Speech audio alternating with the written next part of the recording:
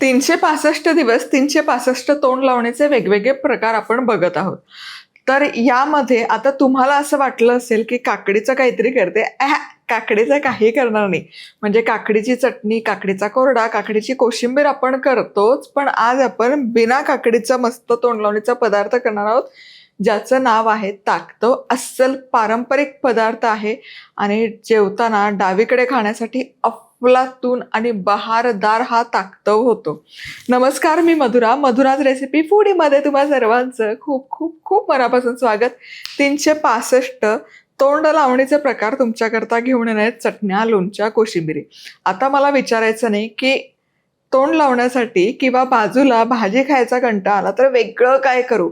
हे ताकतव करून बघा, झट की पट होतं आणि फटाफट खाऊन संपतं देखील.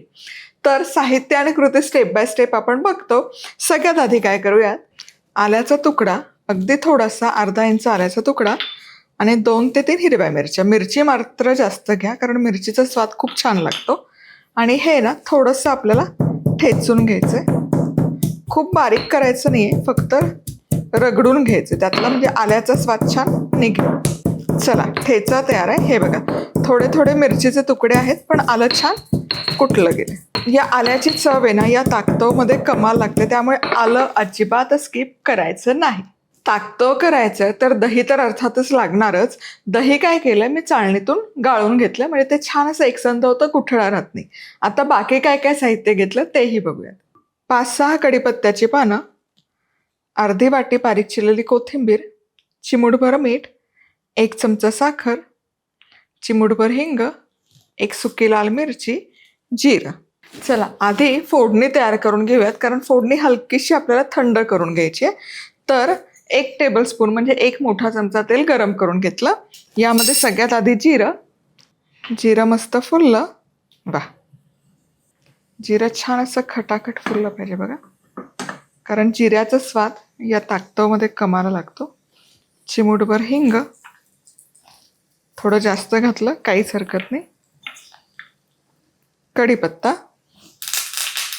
आणि मिरची आणि आल्याचा ठेचा. वा, फोडणीचा कमाला सुवास तरवळला. आता गॅस बंद करते आणि यामध्ये सुकी लाल मिरची आणि फोडणी हलकीशी थंड झाली की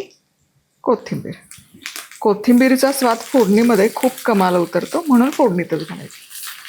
चला, फोडणी तयार आहे. कोथिंबीर अशी तेलात तळली ना की ती ताकतवमध्ये इतकी मस्त चव लागते, तुम्हाला सांगते. चला, आता इथे 1 कपभर घट्ट असं दही घेतलं. यामध्ये चिमूटभर मीठ आणि साखर, 1 चमचाभर साखर, हे जिरवून घ्यायचं एकत्र. आणि आता यामध्ये ही जी फोडणी आपण तयार केली ही घालूयात. कोथिंबीरीचा चटका इतका छान बसतो ना या ताकतवमध्ये, आणि दिसायलाही मस्त दिसतं. हे बघा, आहा, क्या बात आहे. वा वा वा, जबरदस्त. मस्त ही लाल मिरची, तळलेली कोथिंबीर आणि चुरचुरीत फोडणी. झटकीपट ताकतव तयार आहे. आता हे फ्रीजमध्ये 15 दिवस छान टिकतं. म्हणजे तोंडी लावण्यासाठी रोज उठून काय करायचा प्रश्न पडला असेल ना, हे ताकतव करायचं. आहा,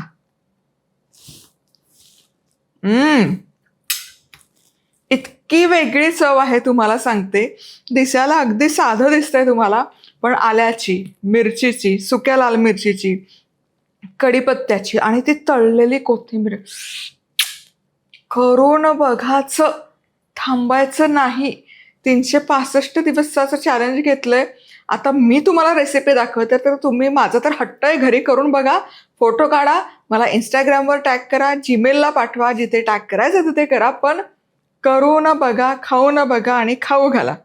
पुन्हा भेटूयात अशाच खवंग रेसिपीसोबत. तोवर मस्त राहा, खुश राहा, आनंदी राहा, सगळ्यात महत्त्वाचं खात राहा.